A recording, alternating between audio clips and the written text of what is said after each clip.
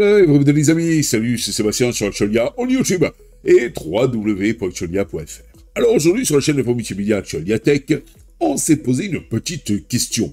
Puisque, donc, faut dire ce qui est, les utilisateurs de Linux sont très friands de protéger leur vie privée, et ils ont bien raison. Donc, ils essaient d'utiliser donc des applications qui préservent la vie privée. Ils essaient d'utiliser des moteurs de recherche qui préservent la vie privée. Ils essaient d'utiliser des navigateurs qui préservent la vie privée et toute autre chose. Eh bien, on se pose une question, justement, la vie privée. Que peuvent voir nos GAFAM sur vos photos? Les géants de la technologie, tels que sont Monsieur Google, Apple, Facebook, Amazon et Microsoft, vous voyez par là, tout rejoint avec la première lettre, les GAFAM, font partie intégrante de notre quotidien numérique. Parmi les nombreuses questions soulevées par les omniprésences de celle-ci, la vie privée est au cœur des préoccupations. Un aspect souvent méconnu qui concerne l'utilisation des photos que nous téléchargeons sur leur plateforme et que voient exactement les entreprises dans vos images. Voici un décryptage des pratiques, enjeux et protections possibles. Et oui, parce que les GAFAM, vous les utilisez aussi, par exemple, sur votre téléphone portable. Et votre téléphone portable, c'est un petit peu, eh bien, toute votre vie qu'il y a dedans. Vous prenez les photos de vos balades, de vos amis, de votre famille, de votre dame, etc. Ou de votre homme, si vous êtes une femme. Et donc, c'est parfois, on se demande, mais ces photos, est-ce que les GAFAM peuvent y jeter un œil dedans? Ce que les GAFAM peuvent analyser donc dans vos photos. Les GAFAM disposent de technologies avancées pour analyser les photos que vous partagez ou que vous stockez. C'est-à-dire que vous prenez et que vous stockez, généralement sur le cloud. Je ne sais pas si vous avez pu remarquer, si vous avez un appareil Android, un assistant de chez Monsieur Google, avec donc tout simplement un écran, eh bien, comme fond d'écran, il peut réutiliser toutes les photos que vous avez prises et les faire défiler. Voilà. Donc ça, faut faire attention. Ces analyses, donc, peuvent utiliser l'intelligence artificielle, vous voyez par là l'IA, et les algorithmes capables de quoi sur vos photos? Eh bien, d'identifier les visages et les objets grâce à la reconnaissance faciale. Ils peuvent détecter des individus spécifiques, parfois même sans votre consentement explicite. Ils peuvent analyser le contexte. Les outils de vision par ordinateur peuvent identifier des objets, des lieux et des situations pour mieux comprendre le contenu. Ils peuvent extraire les métadonnées.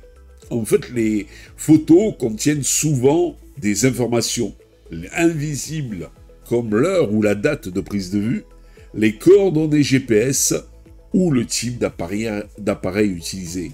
Et c'est là où c'est problématique, les coordonnées GPS de votre photo. Qui veut dire que, en récupérant les métadonnées, eh bien, ils peuvent savoir où vous étiez quand vous avez pris telle ou telle photo. Comprendre les émotions. Certaines technologies, comme celles utilisées par M. Facebook ou M. Google, analysent les expressions faciales pour identifier les émotions dans une image. Pourquoi les GAFAM collectent-elles ces informations? Mais en fait, les GAFAM utilisent ces données pour diverses raisons, souvent dans un objectif de monétisation. Business is business. Il y a toujours un truc d'argent derrière.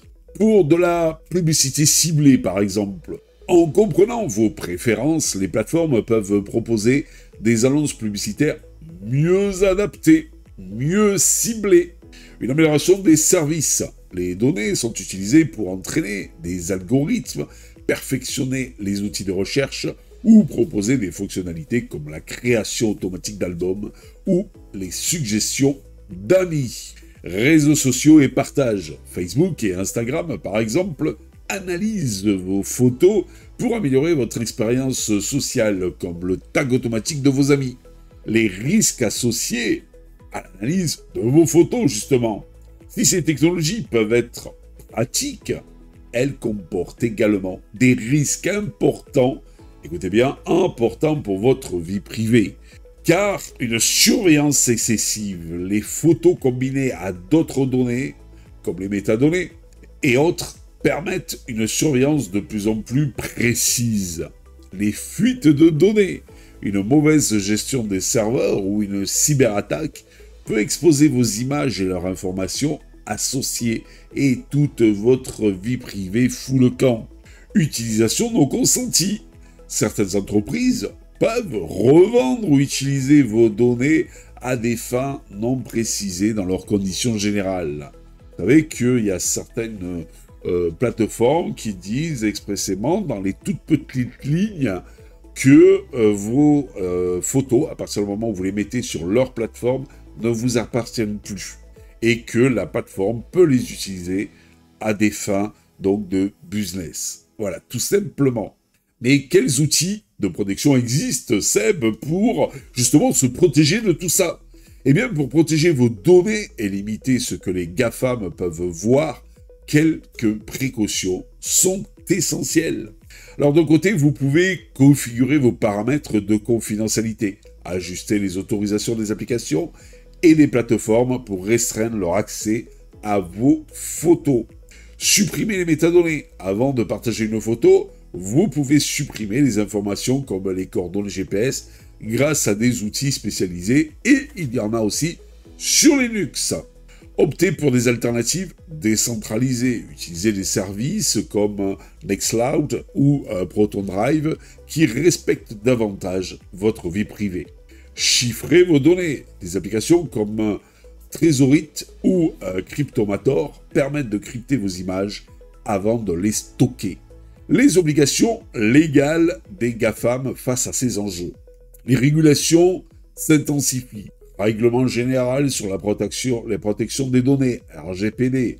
En Europe, ce cadre oblige les entreprises à obtenir un consentement explicite avant de collecter ou d'utiliser vos données. Mais entre ce qu'il faut faire et ce qu'ils font, des fois, il y a un fossé, et parfois, des fois, un grand fossé. Les lois locales. Aux États-Unis, la California Consumer Privacy Act, la CCPA, donne aux résidents californiens un contrôle accumulé sur leurs données personnelles. Malgré ces avancées, les GAFAM contournent parfois les réglementations via des clauses complexes dans leurs conditions d'utilisation. Et oui, GAFAM y seront toujours. Pour conclure, les GAFAM voient bien que vous pourriez imaginer dans vos photos, donc on voit bien plus que ce que vous pouvez imaginer dans vos photos, mais des solutions existantes existent pour retrouver le contrôle sur vos données personnelles.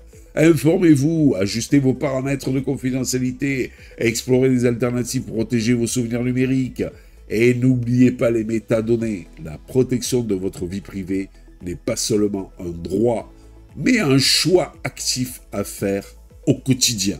Voilà. Et puis aussi, vous n'êtes pas obligé d'utiliser les services des GAFAM, comme le Google Drive, comme Gmail, comme Google, comme Chrome comme navigateur, comme Google, comme assistant de recherche, moteur de recherche, etc., etc. La balle est dans votre camp si vous aussi, eh bien, vous trouvez que les GAFAM vont trop loin en analysant après vos données, vos mails, maintenant vos photos. Sur ce, j'espère que vous avez cette petite vidéo. N'oubliez pas le petit pouce en l'air, n'oubliez pas de vous abonner. Tout ça, pourquoi? Pour nous encourager dans cette belle aventure multimédia, les amis. C'est gratuit. Allez, je vous dis à bientôt et à ciao pour une prochaine vidéo. Bye bye. Si vous avez aimé cette vidéo, abonnez-vous, mettez un pouce en l'air et partagez cette vidéo. Merci, cela fait toujours plaisir.